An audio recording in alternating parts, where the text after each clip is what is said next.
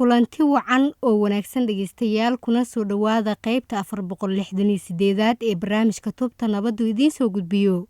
howlgalka qaramada midoobay ee kaalmeynta kala guurka ah ee Soomaaliya UNTMIS. waad mahadsantahay Faisa maadaama ay fooda nagu soo hayaan 16 maalmood ee ololaha ka dhanka ah tacadiyada jinsiga ku salaysan ee haweenka loo geysto kaas oo ah olole sanadle ah oo adduunka oo dhan laga bilaabo 25 November isla markaana soconaya ilaa 10 December. waxaan diiradda saaraynaa halista sii kordhaysa ee rabshadaha internetka ee loo geysto haweenka iyo gabdhaha Soomaaliyeed. Tacadiyada digitalka ama digital violence waxaa ka dhashay cawaaqib dhab ah, waxay aamusinaysaa codadka haweenka, waxay xadidaysaa ka qaybgalkooda nolosha bulshada, waxayna horseedaysaa tiiraanyo qoto dheer. saamaynta rabshadaha digitalka ah oo ay ku jirto dhibaataynta internetka, cabsigelinta internetka loo adeegsado iyo faafinta sawirada iyo muuqaalada qofkii lahaa uusan raalli ka ahayn waa mid aad u qoto dheer. Si arrintaani wax looga qabto, qaramada midoobay waxay sida ula shaqeysaa dawladda iyo maamulada Soomaaliya si loo xoojiyo xeerarka, loo taageero hay'adaha cadaaladda iyo ciidamada booliiska, iyo sidoo kale ololayaasha bulshada ee taageeraya xuquuqda haweenka oo ay ku jiraan wada sheekeysi xushmad leh isla markaasna ammaan ah oo ka dhaca internetka. haddaba sidee ayaa looga ilaalin karaa gabdhaha iyo dumarka tacadiyada internetka loo adeegsado?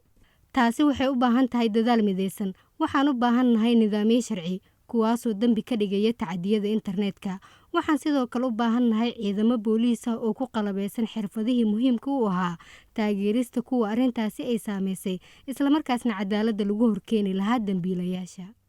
sidaasi si lamida Faisoy, bulshadu waxay ciyaari kartaa kaalin muhiim ah. qoysaska, macallimiinta iyo culummadu waxay xoojin karaan badqabka online-ka ah isla markaana dhiirigelin karaan habdhaqan habboon marka internetka la isticmaalayo. dhammaynta rabshadaha ha ahaadeen kuwa ka dhaca internetka ama bannaankiisa waxay muhiim u tahay mustaqbalka waddankeenna. muddada lagu guda jiro 16 maalmood ee ololaha ka dhanka ah tacadiyada jinsiga ee loo geysta haweenka iyo gabdhaha iyo waqtiyada kaleba waa inaan hadalnaa, wax qabannaa, isla markaasna midnimo muujinaa. rabshad marna lama aqbali karo, aamusnaantuna marna xal ma ahan. haddaba si aan mowduucan wax badan uga ogaano, waxaa maanta barnaamijka marti noogu ah Sawda Xuseen Maxamuud, agaasime ku-xigeenka ururka haweenka suxufiyiinta Soomaaliyeed SOMWA, iyo Dhamme Fardowsi Cabdulaahi Abdidoon, taliyaha waaxda tacadiyada ka dhanka ah haweenka iyo carruurta booliska Soomaaliyeed. Sawdo, haddii aan adiga kugu bilaabo, maxay yihiin noocyada tacadiyada digitalka ah ee inta badan saameeya haweenka iyo gabdhaha Soomaaliyeed ee ka mid yihiin gabdhaha suxufiyiinta ah? horta muddooyinkii ugu dambeeyey isticmaalka maraha bulshada oo kaleeto oo ay qof walba oo Soomaaliya ku nool ama caalamka meel kasta uga nool u isticmaalo ayaa fududeysay in xog walba la helo. maadaama ay taasi fududeyso sidoo kale waxay fududeysay qofkii oo aad dhib u geysan kartid. waagi hore waxaa la ogaa qofka maaragtay in telefoon laga soo waco,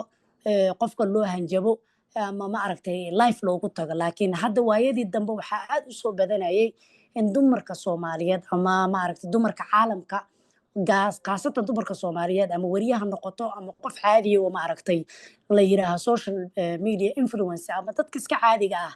la beegsado oo la tilmaameysto oo qofkaasi la raadiyo xogahiisa ha noqoto asagoo maaragtay ama qaawan sawir laga helo ama xogo kaleeto maaragtay privacy-ga ama qofka maaragtay arrimihiisa qaasatan oo gooniga ah ee la bari tilmaameysto. taasi ayaa keentay qofkii maaragtay in lagu sameeyo wax la dhaho blackmail oo loo horseedo la yiraahdo haddaadan saa ii samaynin waxaan kugu faafinaa social mediaha. dhowr waa dhacday qof oo aniga aan arkay oo qofkaasi waxyaabo aanan anshaxa iyo maamuuska aan ku saabsanayn qadka looga faafiyey. isticmaalka social media maadaama uu bato, wax kasta oo isticmaalkiisa batana dhibaatadiisa waa ay badataa. sidoo kale tan waxaa jirta qaasatan dumarka Soomaaliyeed ee saxafiyiinta ah ama maaragtay dadka influensiga ah inay dhibaato badan ku qabaan oo qofkii haddii uu ka hadlo arrimo badan oo ku saabsan arrimaha deegaanka, arrimaha dhaqaalaha, arrimaha guriga oo kaleeto ay kaga hadlaan, dumarkana ay aad ugu nugul yihiin in lagu dhibaateeyo maaragtay isticmaalka social media. mana la wadaagi kartaa waayo aragnimo shakhsi si aad u bidhaamiso sida tacadiyada digitalka ah u saameeyaan dumarka ka shaqeeya saxaafadda? horta waxaa nasiib wanaaga in muddooyinka ugu dambeeyey isticmaalka maaragtay aaladda network maaragtay caalamiga ah waayadii dambe aniga si maaragtay professional ahaan aanan u isticmaali jirin oo personal ahaan ama page aniga aan shaqsi ahaan u leeyahay oo keliya aan isticmaalo. taasi marka waxay xadidaysaa inaan maaragtay dadka isoo raaco ama dadka maaragtay pagekeyga soo booqan karo inuu private yahay. waxaana taas u horseeday dhibaatooyin badan oo gabdho badan oo asxaab nahay, gabdho badan oo aan isla shaqeyno loogu geystay. hadda waxaa jirtay dhowr bilood ka horeeto oo aan wareysanay oo pageka soma aan kusoo saarnay gabdho pagekii ay lahaayeen oo ay ku shaqaysan jireen facebooka maaragtay been abuur laga sameeyey oo lagu dacweeyey facebook oo la yiri qofkaani arrin argagixisoo ka hadlaa, qofkaani maaragtay copyright xuquuq uma laha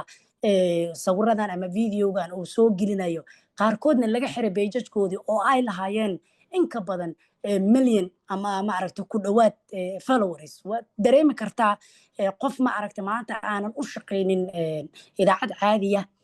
maaragtay oo meeshaasi ku shaqaysanayay in laga hor istaago. taasina waxay dhabarjab u keenaysaa in qofkaasi uu niyad jabo uusan shaqadii sii wada waayo. waxaa kaloo jirta maaragtay aniga waxaan aad u jeclaa inaan ka hadlo dhanka ciyaaraha. mar walba xataa pagekeyga aniga oo shaqsiga ah aan soo geliye oo ciyaaro ka hadla inuu qofka ku yidhaahaa maaragtay maxay tahay gabadha ciyaaraha ka hadlaysa, maxay tahay qofkan ka sheekeynaa maaragtay nimankan gaalada ee ordayo. marka waayadii dambe aad ayay maaragtay saameyn weyn ugu yeelatay qofka dumarka Soomaaliyeed shaqsiyan iyo maaragtay wixii shaqooyinkiisii la xiriiray. ugu dambayn, sidee ayay saxaafadda Soomaaliya ula shaqaynaysaa dowladda, bulshada rayidka ah iyo dadweynaha si wax looga qabto tacadiyada internetka? maxayse yihiin nidaamyada soo tabinta ee gacanta ka geysan kara in haweenka iyo gabdhaha ay ka soo kabtaan tacadiyada online-ka ah ee loo geysto? horta waxaa jirta maadaama arrintani arrin cusub ay tahay oo caalamka hadda ay yarta inay shuruucyo u yaalaan, waxaa aniga hata 100% ku dhiirigelinahay dowladda inay soo saarto xeerar ku saabsan isticmaalka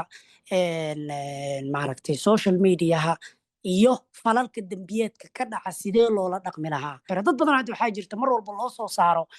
qofkan waa dhintay, qof nool oo la dilaa waxaa ugu imaanaysaa maaragtay isticmaalka social mediaha qofkii in laga jabsado. anaga hadda muddooyinkii ugu dambeeyey waxay xiriir fiican la lahayn qoladan meta la dhaho Facebook ama Instagram ha noqoto oo aan ka wada shaqaynaynay say tababaro u siiyaan haddii ay dhacdo qof maaragtay xuquuq lagula kaco. ma jirto waxa oo shaqsiyan laakiin qofkii pagekiisii oo kaleeto maantay lagu soo oogo oo laga xiray tababaro aan bixinaa waayadii dambe si qofkaasi aan uga caawino dib in loogu soo celiyo pagekiisa. mar kale waxaan ku celinayaa marka maadaama anaga hadda hay'ad aan nahay hay'adaha kaleeto iyo kuwa dowladda kulli in maaragtay la isku yimaado oo miiska la wada fariisto la yiraahaa xal waaro oo sax ah in laga soo saaro oo ay ku dhaqmaan maaragtay qolooyinkan kambaniyada social media iska leh oo la yiraahaa wadanka waxaa ka jira sharcigaas haddii qofkaasi lagu eedeeyo la yiraahaa qofkaani waa dhintay pagekiisa loo soo geliya asoo nool in loo diri karo warqad caddayn oo dowladda kasoo baxdo la leeyahay qofkaan ma dhiman waa nool yahay pagekiisa loo soo deeyo. walaahi dhibanaha wuxuu samayn karaa inuu dacwad ku soo oofiyo qofkaasi maadaama ma aragtay wax aan diinta ama dhaqanka ku jirin lagula dhaqmay inuu la beegsado maadaama maaragtay page walba qofka iskale la yaqaano ama maaragtay xeerka dowladda u yaala kula maaragtay qofkaasi uu kula dhaqmo. aad iyo aad ayay u mahadsan tahay dhegeystayaal. taasina waxay ahayd Sawde Xuseen Maxamuud, agaasime ku-xigeenka ururka haweenka saxafiyiinta Soomaaliyeed ee Samwa. markana dhegeystayaal aan u gudubno dhamme Fardowse Cabdulaahi Abtidoon, taliyaha waaxda tacdiyada ka dhanka ah haweenka iyo carruurta ee ciidanka booliiska Soomaaliyeed. Fardowse, maxay yihiin noocyada tacdiyada dhijitaalka ah ee inta badan saameeya haweenka iyo gabdhaha Soomaaliyeed oo ay ku jiraan kuwa naafanimada la nool? dhibaatooyinka oo internetka u keena gabdhaha Soomaaliyeed aad u fara badan yahay. nacaybka online-ka wuxuu ku sameeyaa wacdaro iyo aflagaadooyin xagga jinsiga ah. qofka waxaa lagu sameeyaa yacni qofka sir qaas oo u leeyahay sida sawirada oo gaarka ah ama xog oo shakhsi u leeyahay si aan ogolaansho ahayn in yacni inta lagala baxo dad kale lala wadaago ama maxaa lahaa email-adooda inta la hakin gareeyo si fudud lagu helo xisaabaadkooda oo digitalka ugu jiro in la cabursiiyo iyagoo maxaa laga qaadayo sawiro lagu rakaateynayo hadhooti in macnaha maxaa la isticmaal lagu sameeyo ama lacaga looga qaato ama ay xataa lagu iibiyo. xogahaas oo internetka laga helo dartood faafin iyo sawiro macluumaad oo xasaasi ah oo yacni qofka aan rabin inuu cid walba ula wadaago in laga helo وبعدين lagu rakaateeyo macnaha oo halkaas qofkaas uu ku noqdo yacni dhibane qofkii sirahaas iyo xogahaas ka qabtana uu ku samayn karo inuu iibiyo qofka jir ahaantiisa inuu asiga isticmaalo ama inuu ku rakaateeyo lacago uusan qofka awoodin inta ugu badan dadka naafada ah yacni maxaa la sheeg waa kuwa u nugul dhibaatooyinka oo yacni si gooni ah u saameynayso yacni qofka baahida gaarka ah wuxuu noqon karaa qof indhoole ah qof dhegala qof oo aan macnaha xubnihiisa oo lugaha iyo gacmaha iyo waxaas aan dhammaystirnayn so way ku adkaanay inuu xafiisyadii oo dambaarista oo imaado ama oo by telephone nagula soo xiriiro qadartana kula hadlaayo waxaa noo xiran kiis oo internetka ka imaaday gabar yar oo dhalinyaraha comment ee qorso darteed cadowtinimo looga qaaday dadka dhibkaas ka dambeeyaa soo qaba noo xiran ayagoo maxaa la sheeg commentigaas cadowtinimo uga qaaday gabadh inta ballansadeen muuqaalo ka duubeen maxaa lahaa sheeg tiktokeeda jabsadeen muddo ku rakaateynayeen oo xoog ugu haysteen kiiska sadeertan waa cadaalad suuge ayagoo maxaa lahaa sheeg u gudbin doono maxkamadda ku shaqo leh iyo xer ilaalinta hadduu ilaahay ka raali noqdo sidee ayaa booliska Soomaaliya uga jawaabaa tacadiyada online-ka ah una taageeraa dhibanayaasha maxayse yihiin nidaamyada diyaarka ah ee soo tabinta iyo ilaalinta ciidanka booliska Soomaaliyeed waxay qabaan cutubyo qaas ah oo yacni ku shaqo leh dambiyada lagu galay internetka especially CID-da ka tirsan si ay yacni uga hortagaan cabashooyinka sida hanjabaadaha faafinta sawirada ama muuqaalada caburinta qofka uga imaanayo internetka hadduu boosti ahaan lahayd ama ay ahaan lahayd commenty sidoo kaleeto maxaa la dhahaa sheeg waxaa jira istaraatiijiyad qaran oo guud oo booliska maxaa la dhahaa sheeg oo kula macaamilo cutubkaas tababaranana ka shaqeeyo inta ugu badan xafiiskeena soo dhex maraan oo tacdiyada haweenka iyo caruurta qofka markuu tacadiga ku dhaco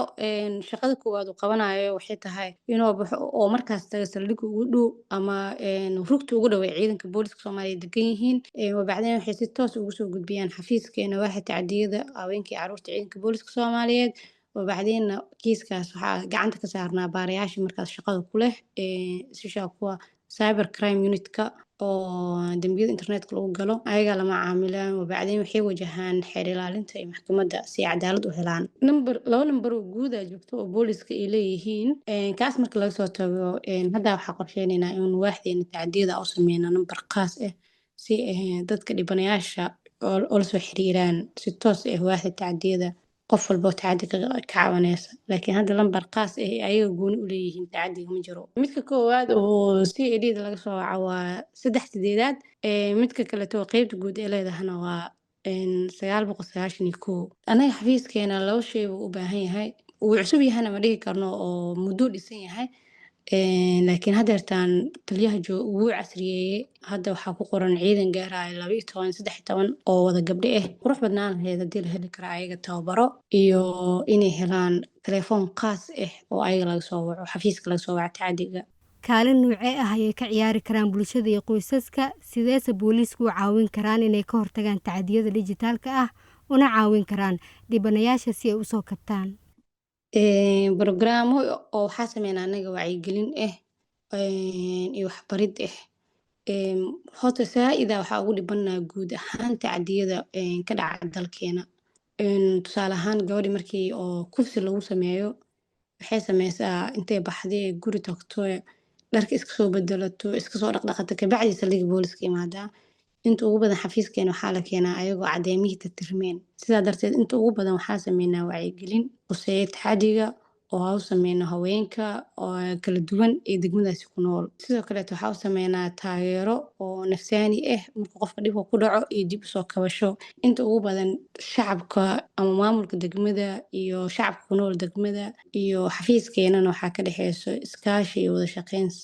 aad u weyn badanaaba kiisaska wuxuu nooga imaadaa anaga saldhigyada meesha nooga imaan lahaa wuxuu nooga imaadaa bulshada ay la soo xiriirto haddii cunug jidka lasoo dhiga tahay haddii mid la kufsado tahay haddii mid la rakaateynaayo tahay haddii hooyo ilmaheeda in xog looga qaato ee tahaba intaba aniga bulshada inta badan maxaa la dhahaa ii sheeg iisoo gudbiso oo si fiican iskula shaqeynaa yacni wacyigelinta waxyaabaha ku sameeya waxaa ka mid ah markii waxaas laga soo tago yacni kobcinta sumcadda oo online-ka bulshada waxay ka shaqeyn karaan in la dhiso jawi ixtiraam leh oo yacni adoo yacni onlinekaas oo internetka isticmaalaysid waxaa barnaa qofka inuusa waxyaabo uu si qaas u leeyahay uusa iska gashanin maadaama waxaan waqti walba la haakin karayn karo laga jabsan karo waxaa looga hortegi karaa ama booliska ay ku caawin karaan mar walba oo kiis internet dhaco inay si toos ula soo xiriiraan xarunta booliska markaas ugu dhow ama rug ha noqoto ama saldhig ha noqoto aysan qarsanin waxa ama wax yar oo aan macno lahayn aysan ka dhiganin sharciga iyo booliska ay la soo xiriiraan waxaa yaraanaya dhibaatooyinka aad iyo aad ayay u mahadsan tahay taasina waxay ahayd Firdowsa Cabdulaahi Abdidoon taliyaha waaxda tacadiyada ka dhanka ah haweenka iyo caruurta ee booliska Soomaaliyeed waxayna marti inoogu ahayd barnaamijka Tubta Nabadda dhageystayaal imikana inagoo ku guda jirna qaybihii ugu dambeeyay ee barnaamijkeena Tubta Nabadda waxaad ku soo dhawaataan hees ka hadlaysa muhiimadda ilaalinta xuquuqda aadanaha oo inoo qaadayaan qaar ka mid ah fanaaniinta Soomaaliyeed oo uu ka dhex muuqdo fanaankii Sidi Cali Winkey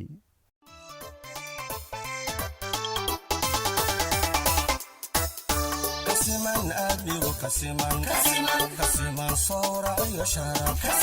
sifooyinka goobannimo oo dhan sinaba uma kala sareey allah simay oo abuuray